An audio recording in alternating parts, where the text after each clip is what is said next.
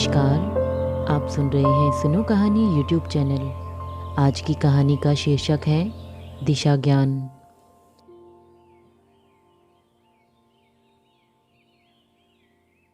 क्या मैं अंदर आ सकती हूँ?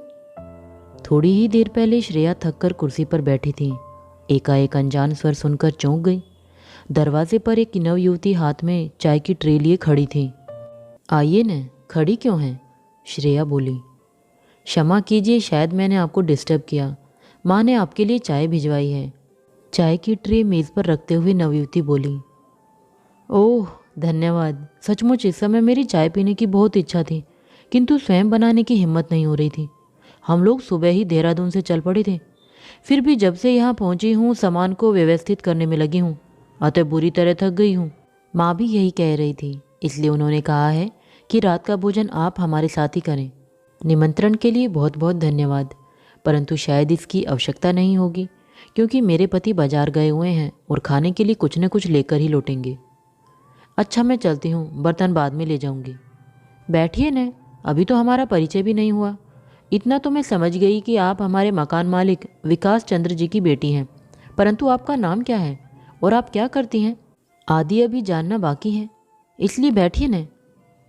धन्यवाद। मेरा नाम सुकन्या है और मैं बीएससी फाइनल की छात्रा हूँ। मेरा नाम श्रेया है। देहरादून में मैं कॉलेज में केमिस्ट्री पढ़ाती थी। सच? सुकन्या आश्चर्य से उछल पड़ी। केमिस्ट्री में आपकी इतनी रुचि कैसे हो गई? मेरा तो केमिस्ट्री की किताब को हाथ लगाने को ही मन नहीं करता। एक समय था जब मेरा भी यही हाल था। प्रथम वर्ष में मैं फेल होते होते बची। तब मैंने निश्चय किया कि मैं इस विषय को अपनी कमजोरी नहीं बनने दूंगी। परिणामतः आज मैं दूसरों को पढ़ाती हूँ। यदि तुम्हें कोई कठिनाई महसूस हो तो निसंकोच मेरे पास चले आना। धन्यवाद मिसेस वर्मा, सुकन्या बोली। श्रेया हंसते हुए बोली, परंतु तुम या तो मुझे जीजी कहा करो या फिर भाभी। यह मिसेस वर्मा की औपचारिकता मुझे बहुत बोझिल लग रही है। तब तो मैं आपको भाभी ही कहूँगी। इस फ्लैट में मेरे बड़े भैया व भाभी रहते थे, इसलिए पिताजी ने घर के अंदर से ही ऊपर आने के लिए सीढ़ियाँ बनवाई थी। हम सारा दिन ऊपर नीचे के चक्कर लगाते रहते थे।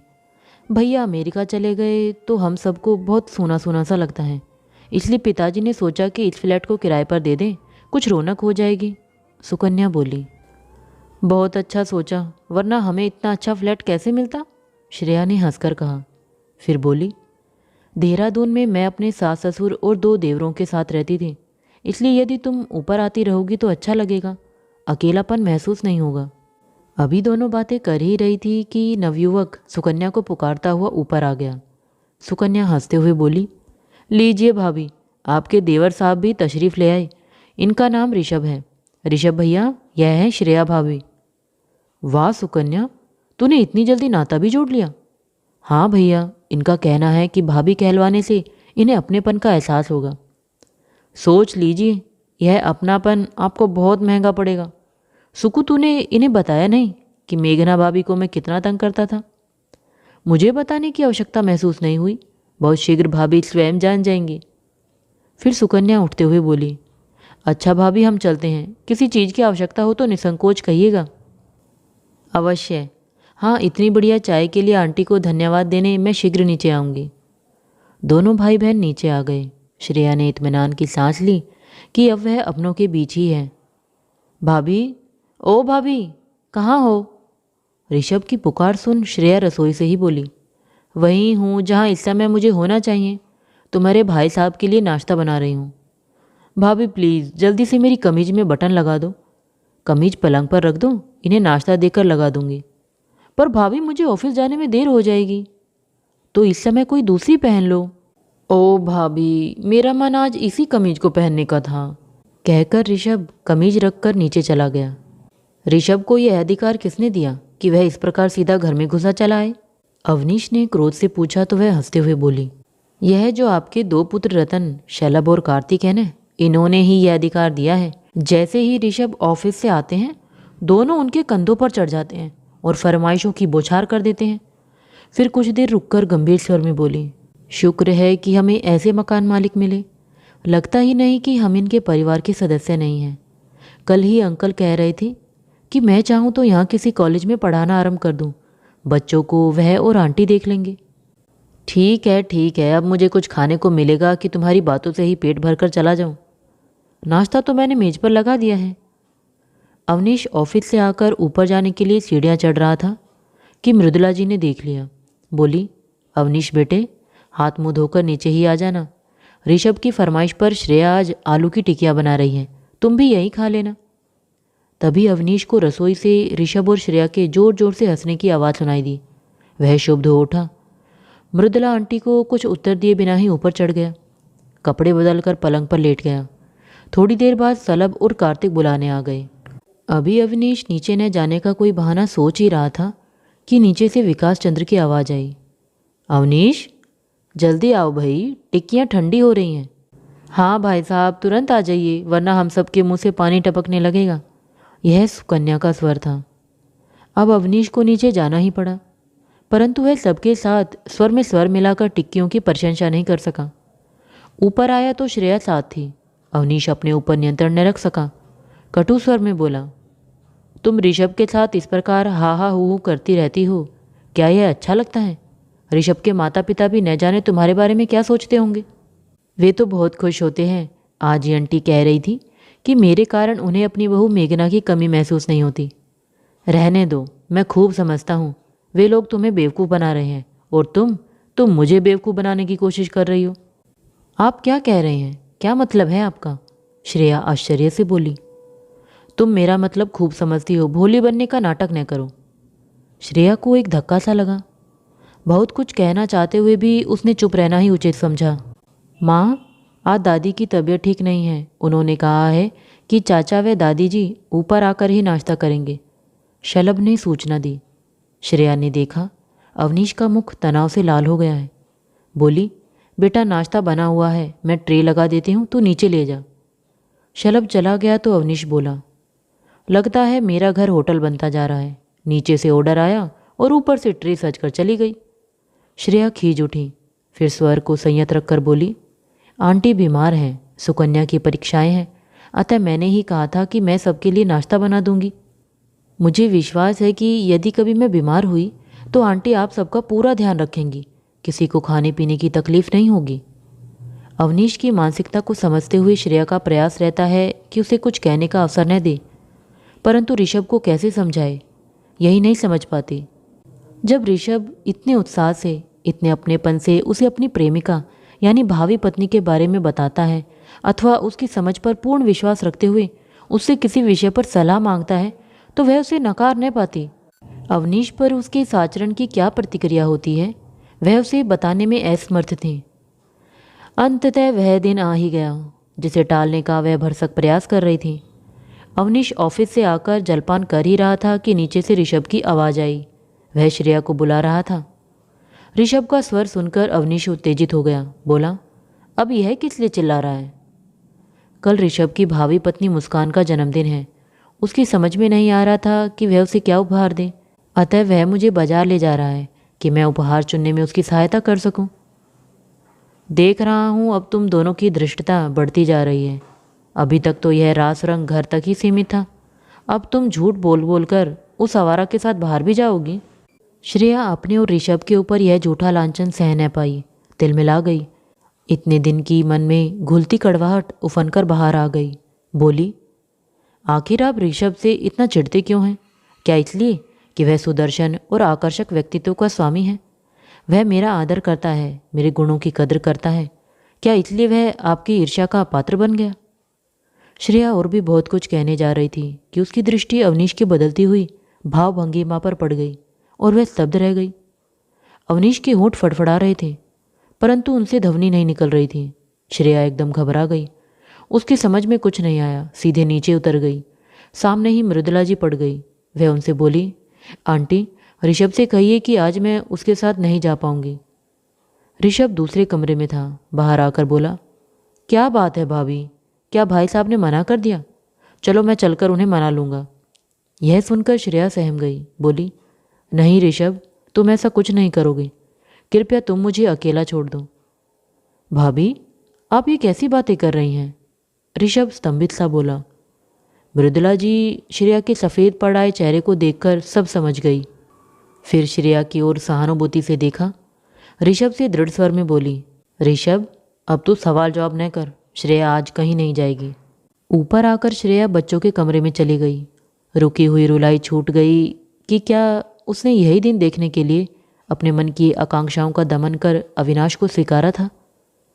श्रेया मात्र 10 वर्ष की थी जब उसके पिता का निधन हो गया था। माँ ने कष्ट सहकर उसे व उसके छोटे भाई को पाला पोसा, पढ़ाया लिखाया था। श्रेया बहुत सुंदर और प्रतिभाशालिनी थी, इसलिए वह अवनीश की माँ को भाग गई और उन्होंने उसे अवनीश के लिए मांग लिया। श्रेया की माँ बहुत खुश हुई। गरीब की बेटी को कोई मांग ले और वह भी बिना दहेज के, इससे बढ़कर उनके लिए और क्या खुशी हो सकती थी। पर श्रेया इस संबंध से बिल्कुल प्रसन्न न थी, क्योंकि अवनीश का व्यक्तित्व बहुत ही साधारण था और वह उसके सपनों के राजकुमार से बिल्कुल मेल नहीं खाता था। परंतु माँ की मजबूरी समझकर उसने चुप रहना ही उचित समझा। रात में जब श्रेया को लगा कि अवनीश सो गया है, उसने देहरादून फ़ोन मिलाया। सासू माँ ने फ़ोन उठाया तो बहू की भर्राई आवाज़ सुनकर घबराकर बोली, क्या बात है श्रेया, तुम सब ठीक तो हो न? हाँ माँ जी, हम सब ठीक हैं, परंतु आप और पिताजी सुबह ही पहली बस से यहाँ आ जाएं। क्या बात है बहू, कुछ तो बता। बस आप लोग तुरंत आ जाइए। अगले दिन सास ससुर के आने पर सारी बात बताकर श्रेया आंसू पोंछते हुए बोली, बताइए माँ जी, मैंने कहाँ भूल की। आप ही कहती हैं कि पड़ोसियों से हमेशा अच्छे संबंध रखने चाहिए। फिर यह परिवार तो है भी बहुत भला। इन्होंने हम सबको ऐसे अपना लिया कि मैं तो भूल ही गई कि मैं परायों के बीच हूँ। ऋषभ को सदा मैंने अनुराग व वरुण की दृष्टि से देखा है।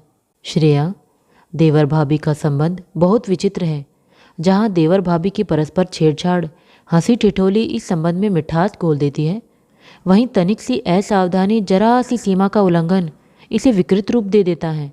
इसलिए समझदारी इसी में है कि आपस में थोड़ी दूरी हो। माँ जी, अंकल व आंटी अनुभवी हैं।